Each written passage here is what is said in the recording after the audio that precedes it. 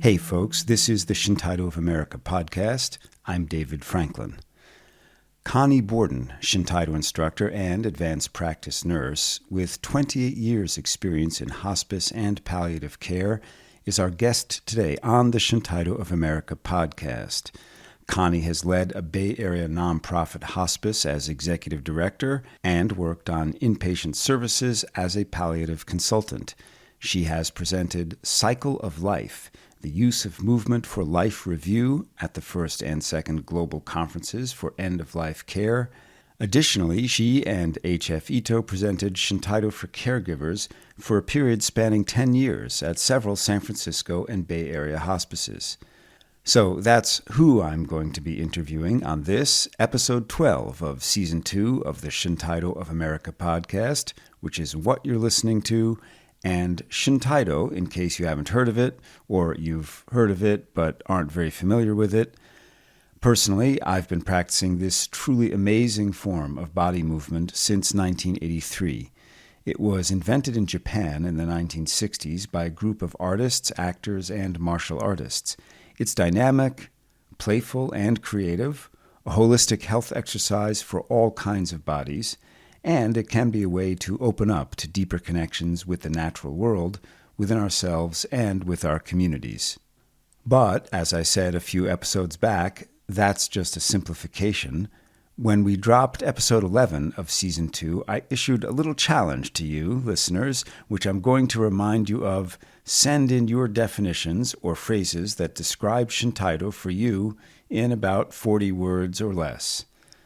I said I'd read a selection of the interesting ones during the outro of a future episode of the podcast, so I'll let the suspense build and get back to that later in the podcast, as well as telling you where to send your proposed summaries of Shintaido. No matter your definition of Shintaido, there is no question that it can be profoundly transformative and rewarding. And by the way, if you're just joining us, you can hear all the previous episodes of this podcast featuring both interviews and audiobooks at our website, www.shintaido.org. I'll tell you more about that later, but for now, here's part 1 of my interview with Connie Borden, advanced practice nurse, specialist in palliative care, and Shintaido instructor. Connie Borden, thank you for joining us on the Shintaido of America podcast. I understand that you are a registered nurse and you've worked in the field of palliative care. Can you tell me a little bit about, first, what that is? Because people have probably heard of it, but they might not really know, and how you got into it in the first place. Sure. The area that's called palliative care has grown substantially over the last 10 or 15 years. A term that people are probably more familiar with is hospice, and that is the actual level of care for the last 6 months during someone's life. Palliative care can go much longer than that. It can go for 1 to 5 years, and it's around the situations with a chronic serious illness that is progressing. There are many disciplines involved: physicians, nurses, therapists, counselors, social workers, personal care individuals. So there's many people involved on the team. And coming from a professional point of view, have you personally have spent time with people who are in the process of dying, about to die?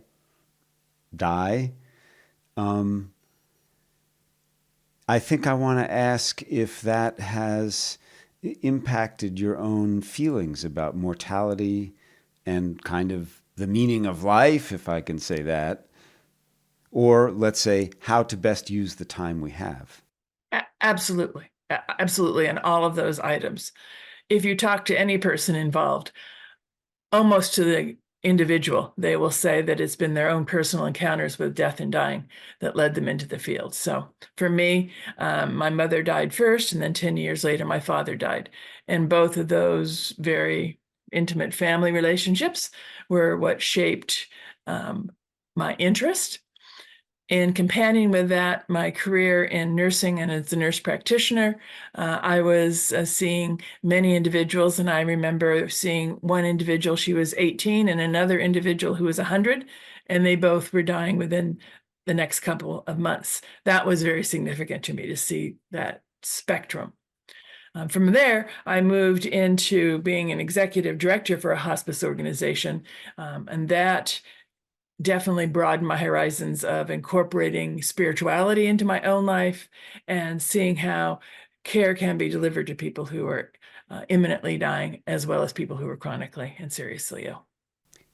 Can you talk about some of the things that help people who are in palliative care or hospice care psychologically? I mean, what kind of atmosphere or what kind of situations tend to be beneficial for them? I think the most important thing that we can bring, and we bring from our practice and others can bring from their practice, is stepping into that room where you're going to meet that person and letting that person develop the agenda. So in our own practice, show up at the door. Don't ignore people who are seriously ill. Be there, step in, be with them, and then be with them as they wish you to be. So I think that those are important lessons that we learn and can practice. And it doesn't mean we do it well every time, but we make that attempt and we see how we can grow from that. When you first got into nursing, when you decided to study and become a nurse, did you know you were going to go into this field of nursing, or did you do other nursing work first? Sure. A very fair question, because most of us in our training, and I'll date myself now, death and dying wasn't talked about. Elizabeth Kubler-Ross did the most famous research. She walked onto wards, they called them wards then, with patients and said to the nurses, to the doctors, which of your patients are dying? And the answer was none. So that was very common within our field as professionals, that we didn't acknowledge this was happening. We didn't have conversations to prepare either ourselves or patients and families. So it wasn't a common thing. So I worked through orthopedics, med surg.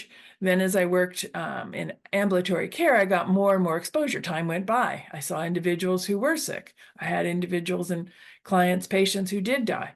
And it brought to my awareness that I was not prepared for these situations. And I think that is true of many of the healthcare professionals, that there's been almost little to none in terms of training. These last probably 10 to 15 years, it has begun to change. But for majority of us, there was no specific training. We learned as we went by the seat of our pants. And if we were brave enough, we talked to our colleagues about it and learned more. Now, you mentioned Kubler-Ross, and I just want to fill in our readers that Elizabeth Kubler-Ross was a Swiss-born psychiatrist and author of a very famous book called On Death and Dying, published in 1969, which really, as far as I am reading here, really sort of was a groundbreaking, sort of created this field to some degree, or certainly brought it to attention. She is definitely known as the founder and leader for the hospice and what also has become the palliative care movement. And I just recounted her own experiences of where she met within the healthcare field. Yet if she went to patients, she would say, tell me how you think you're doing. And for those that might have reflected on it, they said, oh, I think I'm dying. It feels like it's getting near my time. So if you talk to people, many, not all, would want to talk about it. And she, of course, becoming from the field of psychiatry, that was what her field and interest was, is to talk.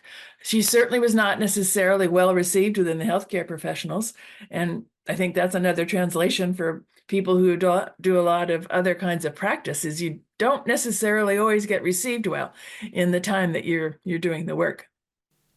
Well, this being the Shintaido of America podcast, we will talk about some of the things that might be done with people who are in the process of dying, or people who care for the people who are in the process of dying. So I am going to ask you, after we take a break, about your experiences as a Shintaido instructor and the timing of your professional the stage you were at in your professional degree at the time when you first encountered Shintaido. But we'll get to that right after we come back. You've just been listening to part one of my interview with advanced practice nurse and Shintaido instructor Connie Borden, and this is the Shintaido of America podcast. I'm David Franklin. We're about to hear part two, but before I get to that, I have a favor to ask. It's not what you think. I'm not going to ask you for money or to subscribe to a paid version of the podcast with bonus material or anything like that.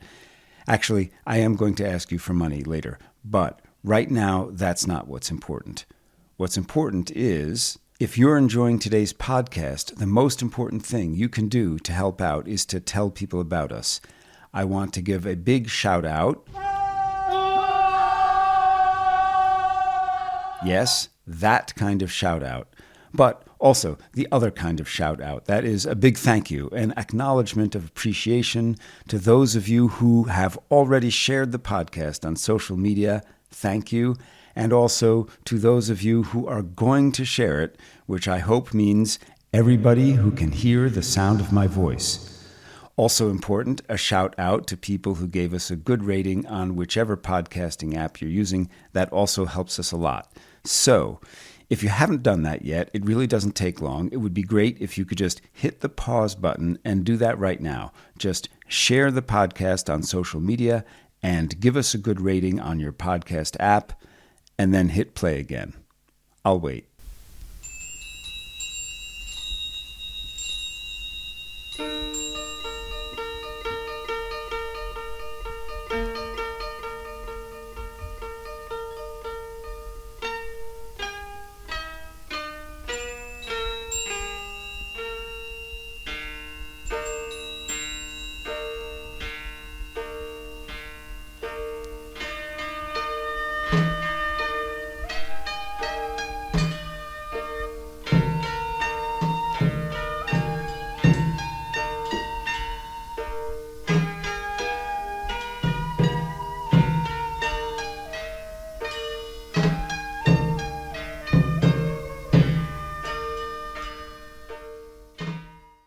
Okay, thanks.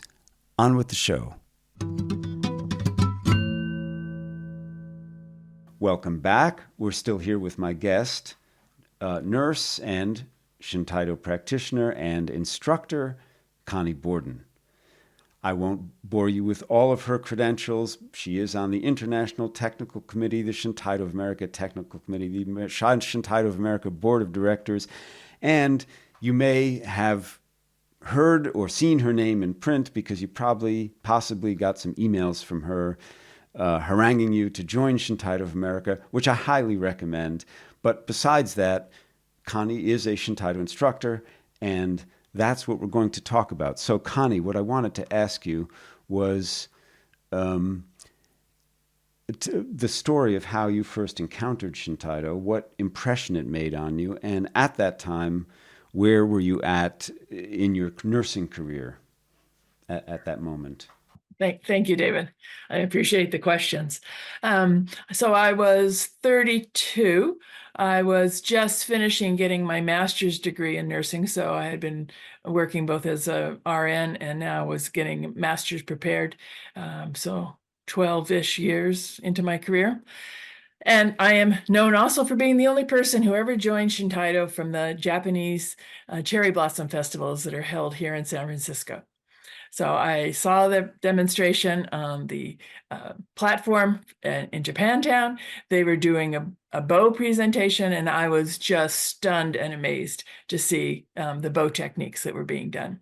I should mention for some people who might not be familiar with Shintaido that the bow is the 6-foot or 2-meter long wooden staff. And this is an aspect of Shintaido which is much closer to the traditional martial arts, relatively speaking, although from the point of view of traditional martial arts practitioners, it's really quite different from any traditional martial art. I called the phone number on the flyer, and I started practicing classes pretty much 3 and 4 times a week. I knew that I felt better when I finished class, So it was doing that bit of releasing tension from very busy, stressful days. I enjoyed the people. They never talked about their jobs, is what impressed me. So they would talk about many other subjects, which was just fascinating. And the other part to it was, for at least a year, I did not understand what we were doing. Why are we doing this? But that drew me back, because curiosity is a strong trait I have. So I was curious, what is this about? And then from there, after about a year in, it was a whole new university to me. I'd been through formal education, baccalaureate degree, master's degree, but the Shintaido University of Learning was into a whole other facets that I had not encountered before. Now, we're going to talk in a moment about some of the integration of Shintaido practice into your professional career in palliative care and hospice care. But first, I want to go in the other direction and ask if there was anything in the, for example, lectures by Shintaido instructors about the philosophy of Shintaido and the sort of inspiration from the samurai culture about death, and was that ever something that was discussed? Because I would say that one of the things we can find, for example, in the Shintaido textbook, which, as listeners may know, you can find on our website by searching for past episodes of this podcast, because we've also recorded it as an audiobook. In the Shintaido textbook by Aoki Sensei, he does mention this concept that the traditional samurai philosophy of living one's life as best as possible up to the moment of death, partly inspired by the sort of meaning given by the possibility of death coming at any moment. So was there anything in that aspect of Shintaido? Was it, beyond simply the movements feeling good, did that start to provoke any thoughts for you, or did you hear anybody talking about that, or were there any lectures by any of the instructors about those kinds of things that you remember? Thank you for provoking and trying to elicit some memory from me, David. I remember being at one of our practitioners' homes, and there was a discussion about someone who had died. And I left that gathering thinking, we really don't do death well in our community. It didn't strike me at that time that death was being talked about in a very open manner, or people were willing to share their feelings. But that was probably 5 years maybe into my practice. So no, not directly the samurai influence. However, I can certainly say that I had many keikos and many gashkus I went to, and I would breathe deeply and be so grateful that I survived a keiko and that I hadn't died at that keiko. A keiko, by the way, for listeners who might not know this Japanese word, simply means a practice, and a gashku, literally translated as together under one roof, is a workshop. Right. So I can remember many times just feeling grateful that I had survived. I also remember that there was and it was short phrases of encouraging us to just basically let go. I can remember learning that we should, as in cutting the blue sky, cut and just let go and step into the unknown. And so that's probably the closest any little statement in my early years looked at that without it being a larger discussion. Well, I certainly think that myself also being a Shintaido instructor and practitioner, I certainly think that one of the strengths of Shintaido is to, push us out of our psychological comfort zone into a place where we are, let's say, simulating a life or death struggle without actually endangering our bodies, hopefully, or injuring ourselves or injuring anybody else, but still able to, and I think there's more to it than thrill seeking. Although there might be a little bit of adrenaline involved, that's a thing. So let's go to, as you got into the field of palliative care, nursing. You started to mention earlier that there was a lot of talking and that alternative practices were not easily accepted. Did you see amidst all of the good intentions of your colleagues and the people you're working with, did you see a lack of attention to body movement as part, or the body as part of what should be done? Or, did you see that the body was being taken care of only for its essential needs without any pleasure or joy in body movement? Was there something missing? So I'm going to make what could be just a global statement, because I'm one person, and it doesn't mean all of the other practitioners didn't have any other aspects to this. But as I learned more about Shintaido and got more exposure to acupuncture and massage and Feldenkrais and all the other kinds of aspects and herbs, I realized that there was a larger perspective that was happening. And so that was opening my sense to what else is possible. What I admired and what I've contrasted is learning from my colleague who has been very active teaching in the School of Acupuncture, is that they're taught from day one that they have to do self-care, that they need to have a body movement practice or get massage or both, or do meditation. They're taught that from day one. In Shintaido, meditation also was emphasized from day one. Was it ever emphasized in nursing or medicine? I cannot tell you that I thought I heard that maybe again until the last 10 or 15 years. But I do not recall any of that in my curriculum or practice. We as healthcare professionals were there to serve others, and taking care of ourselves was not the high priority that I heard through my education. I could have missed something, but I didn't hear it. Hey guys, this is David with just a quick reminder again before we continue. If you've listened this far, you obviously like the podcast, so share the joy. If you're not a big social media user, that's okay. Just email the link to one person who might enjoy it. It's a good way to say hello to your friends. It doesn't cost money, it doesn't take long, and it will help us a lot. Thanks if you've done it already, and thanks in advance if you're just getting to it now because I'm nagging you about it. Okay, enough with the nagging. Back to the show. But really, if you like the podcast enough to have listened this far, then promise you're going to do it before you continue listening, okay? That's what the pause button is for. Okay, thanks. Really, on with the show. If you're just joining us because, I don't know, you missed the beginning of this episode for some reason. I mean, it's not like the radio where you just might randomly tune in. You probably chose specifically to listen to this, the Shintaido of America podcast. But anyway, let me reintroduce our guest today. Connie Borden has led a Bay Area nonprofit hospice as executive director and worked on inpatient services as a palliative care consultant.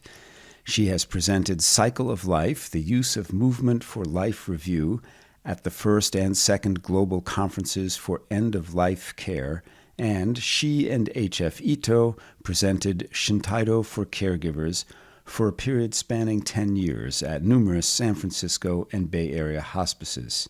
So let's talk about how it came about that Ito Sensei, who I should mention in case people don't know, was a master instructor of Shintaido and who passed away as of the time when this was recorded rather recently in December of 2023. How did it end up that Ito was leading workshops for caregivers? How did you make that happen? You were the person who made that happen, if I understand correctly, right? I was one of three people. And as in many things in life, it's sort of fortune bringing, if there's such a thing, bringing three people together with money, the resources, and the talent. And so I have to acknowledge that Henry Kaiser, who as a family member with the Henry Kaiser Family Foundation, could provide money and annual grants. Ito Sensei was growing in his interest, and I was executive director at a local nonprofit hospice. So it was really the three of us together that we're able to recognize that we have a talent. Ito can be teaching. Henry Kaiser could be providing funding. And as a nonprofit executive director, I had access to the San Francisco Bay Area hospice caregivers.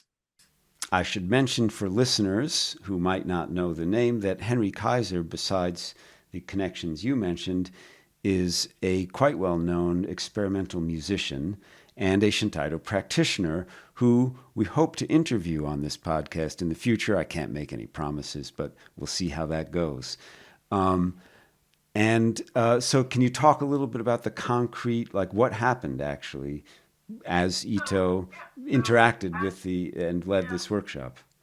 So as the three of us talked, and I had just begun being at the local nonprofit, I did recognize, and within hospice, the community of nurses, social workers, therapists, doctors was much more open. In fact, we brought in many what we would either call alternative or other kinds of interventions for our patients and families. So the atmosphere was open to it, and I recognized that we had a way to help our own caregivers avoid burnout, because certainly that's in the news lately. Healthcare professionals through the pandemic became quite exhausted, and how does one replenish oneself? It applies to all of us, but for healthcare professionals in the caring profession, where that's what you're there to do, how do you replenish and take care of yourself? So as Ito and I talked, he showed the interest. I just want to set the scene for our listeners because we haven't actually mentioned the name of the institution where this all happened. What is the name of the... The hospice that I was executive director for at that time was called Hospice by the Bay. There has been many mergers, and by this point in time, called By the Bay Health. And it was located? Here in San Francisco, downtown, in the downtown. Well, the office was that we provide care to people in people's homes and other settings. So we were not a hospice house caregiving. We were an office, but was based in San Francisco. Our clientele was San Francisco. The preceding decade before me had been very much the HIV/AIDS epidemic in San Francisco. That was an incredibly rich grassroots effort. And so death and dying, because it happened in such a young age of people's in their late 20s and early 30s, had impacted the hospice industry in our area, and had certainly impacted those of us who were living in San Francisco. And if I gather correctly from what you're saying, it also impacted, let's say, the culture and attitudes and behaviors of professional caregivers to some degree. Absolutely. Individual people being willing to be caregivers, the concept of hospice being presented. We were in one of those places of the right time and place with very unfortunate circumstances that hospice could really grow. So we've got the general setting. Ito is about to lead this workshop for caregivers in your profession, and tell us a little bit about how it was and how they reacted to it. Sure. Again, we were very fortunate. We often did 3 workshops in a year, an 8-hour workshop. And again, San Francisco Bay Area is very blessed with many things. One is access to beautiful outdoor surroundings. And we were able to go a little bit north of here to an area called the Marin Headlands, a lovely institute there where they brought people in. They stayed overnight to enjoy the outdoor surroundings. We were able to use the beach, get the lovely food there, and be in a setting that was feeling like we were in nature, yet we were only 40 or 50 minutes away from downtown San Francisco. So that was where we chose to bring people. That alone, I think, did a lot of healing and restoration. And then Ito focused on what in Shintaido we call as our 3 principal movements: Tenshin Goso, cycle of life; Wakame, a seaweed-like movement; and Eiko, the big glory, are the 3 movements that he would then present to people throughout the year. And tell us about their reactions and responses, perhaps during the workshop or even after the workshop, because, you know, personally, as you mentioned yourself, for the whole first year, you sort of felt that you didn't know what was going on. I personally, having first encountered Shintaido when I was 19, with a little bit of experience in other martial arts, thought it was just the weirdest thing I'd ever seen. So how did how did Ito present it? Did he and how did they feel about it? What impressions did they bring home? Did you have some feedback process? Um, People certainly did share, and of course now I'm taking 10 years of feedback, trying to summarize a bit of it. Some people certainly, I'm sure, did feel it very strange. We were making sounds. That's not usually acceptable. And we were making sounds in a group. We were making sounds that sound very bizarre. So some people thought that was weird. But many people liked, as many of us have, the seaweed wakame one. That was one that resonated quite a bit with people. And the fact that we were together practicing, they appreciated that. So a lot of it was appreciation around one, they just got some time. And that was what we were focusing on for caregivers. Here is time for you. You come, you get to take care of yourself during these 8 hours. Ito included a little bit of some massage, and the pacing was very soft and gentle. And as Ito progressed over the 10 years, he recognized continuously that teaching a little less was actually appreciated much more. And so he would teach a little less and repeat it more often, let people practice it, ask people for their feedback, and that was well received. And for the 10 years that we did it, we always sold out with easily, 40 to 50 people attending. Fantastic. I believe that 10 years is enough time to have a substantial impact. And from it, we did gain a few people who were interested in more Shintaido practice. So we've had a handful of people who moved forward. They are also people who had some other interests, such as in massage or acupuncture or other fields, and they were doing hospice as part of their own personal growth. So we did gain a handful of people who wanted to do more Shintaido. Yes, and I was going to mention that this topic of vocalization and the, overcoming, to some degree, one overcomes barriers to express oneself vocally in these unusual ways that we do in Shintaido. Loudly, it's not really singing, but it might be singing, as we discussed in an earlier episode with Amanda Palmer. Do you see do you see a pathway for the value of Shintaido to be integrated in the process of taking care of people who are dying, even if it's outside of this official structure of palliative care? Is the question clear? Like, what role does Shintaido have to play in helping people to die or taking care of people who are taking care of people who are dying, even if it's outside this formal structure of nursing and palliative care? Got any thoughts about that? I do. I'm going to come back again to our 3 principal practices within Shintaido, because I do think just by their names and activities, you could see that they would lend oneself. So one of the things that happens is you near the end of your life is that you look at your life and you say, did I contribute anything? What did I contribute? What will I leave behind? Do I feel at peace with that? And that's Tenshin Goso, our cycle of life. It's 5 movements. If you practice it, can take you from birth through completion of your life. You can also do it in the moment with what are you struggling with at work? What are you struggling with caregiving? So those 5 movements alone can be very useful for a person who is caregiving, and also for the person who is going to perhaps imminently die.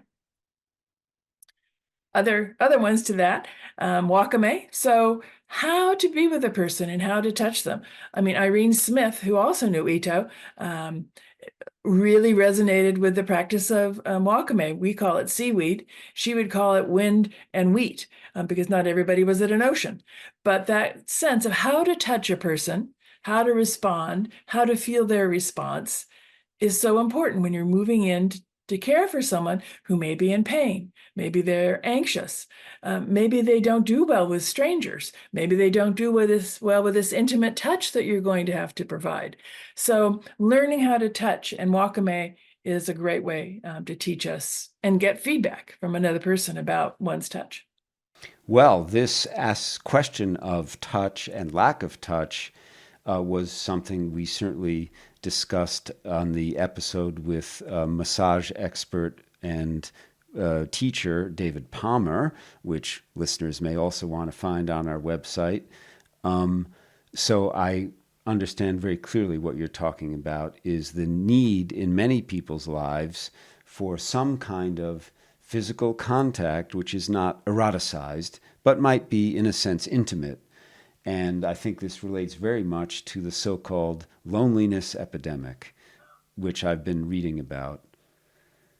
Okay, you mentioned 2 exercises of the 3 so far, and the third one, Eiko Dai, which literally translated means great glory, but I will describe it briefly, just in case there are people listening who haven't experienced every aspect of Shintaido, or maybe any Shintaido, but it's generally a movement about stretching and reaching upward and stretching and reaching outward towards the horizon.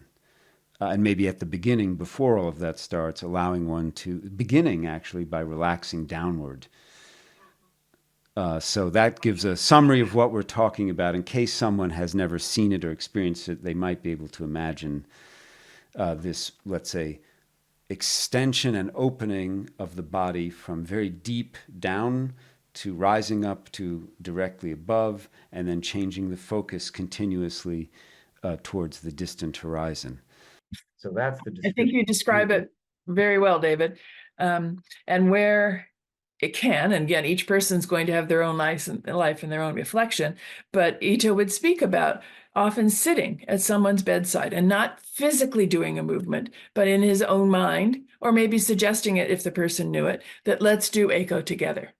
And so there can be this running, reaching out toward the horizon, and continuing to go, not feeling bound to where one is. And I think that in many of the other traditions, I often think of it in the Asian tradition, China, Japan, the desire that one's spirit, when it's released from the mortal body, will travel and not be hung up by other things that might pull it back to the earth. And so to learn how to release, travel, and continue on with one's journey, whether you're running, walking, crawling, or standing and pointing homeward, is an important part. It also brings to my mind the issue that, as you described, the imagination of the movement can have an impact that's, let's say, not only dependent on the physical movement.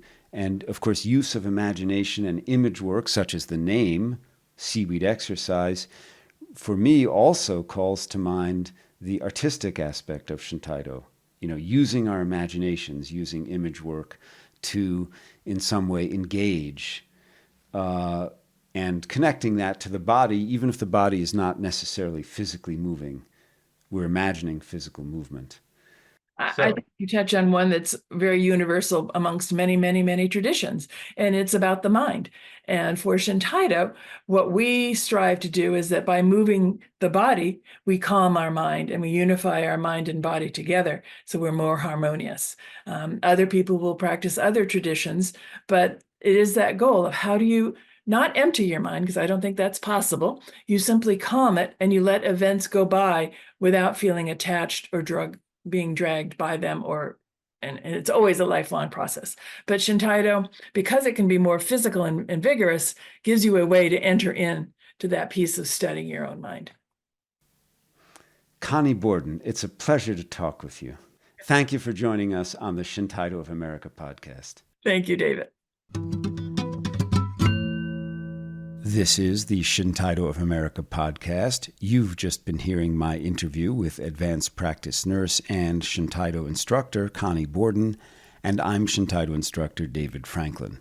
We're nearly done, but be sure to listen through to the end of the credits for the cherry. Before the cherry and before the credits, I'm going to pass the hat around among you who are hearing the sound of my voice and do a bit of busking here on the information superhighway. This is the part where I not only nag you again about sharing the podcast on social media, and thank you if you already have, I also ask you for money. Shintaido of America, the producer of this podcast, is a totally member-supported nonprofit organization, and I really mean nonprofit, without any corporate sponsorship. There are no ads on the podcast. There are no large grants from foundations. There's just you, the people, the listeners, and there are many ways to support our truly micro-budget production of educational materials. And I really mean that. We produce a huge amount of content on volunteer power, but some things just require a few bucks in the bank. So, one way is to make a one-time donation in any amount, or another way is to become a member of Shintaido of America for $60 per year if you're hearing this in 2024.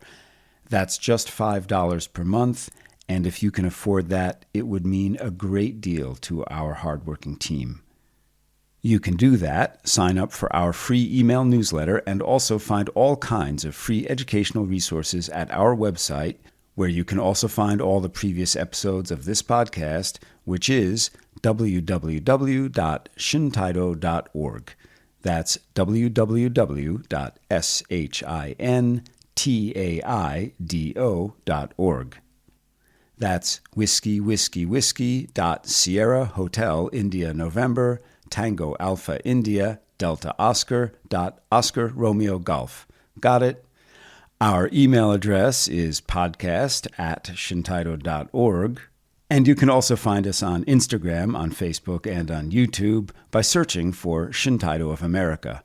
Our episode today was recorded and edited by me, David Franklin, with support from Sarah Baker, Connie Borden, Teresa Soldatova, Jim Sterling, the Joe Zawilski Memorial Fund, and of course, the members of Shintaido of America. Thank you. Now, about your 20 words or less explanation of Shintaido, here's one.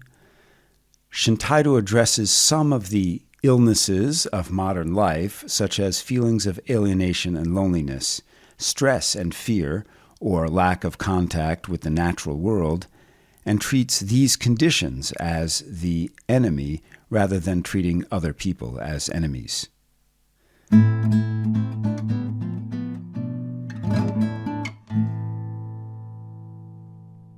And finally, the cherry you've all been waiting for. Nature can be a valuable source of inspiration through observation. For example, we can learn from geese. When geese fly in a V formation and one gets sick or wounded or shot down, two geese drop out of the formation and follow it down to help and protect it. They stay with it until it is able to fly again or until it dies.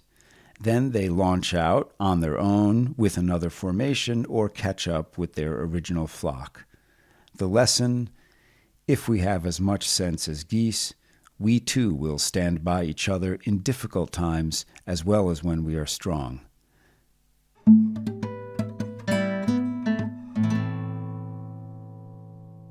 That was a quote reprinted from the California Nurses Association newsletter, issue number 1, 1991, and it was reprinted where? In the Shintaido of America Fall 1991 newsletter. And guess what? You can read back issues of the Shintaido of America newsletter, later called Body Dialogue Journal, and you can also listen to all the previous episodes of this podcast, all for free, at our website, www.shintaido.org. Thanks for listening to the Shintaido of America podcast. Contents of this podcast, copyright Shintaido of America 2024, with the exception of sound design and acoustic guitar effects by me, David Franklin, and Flower Dance, traditional music of Japan, a short excerpt of which was included for educational purposes. Shintaido, opening to life.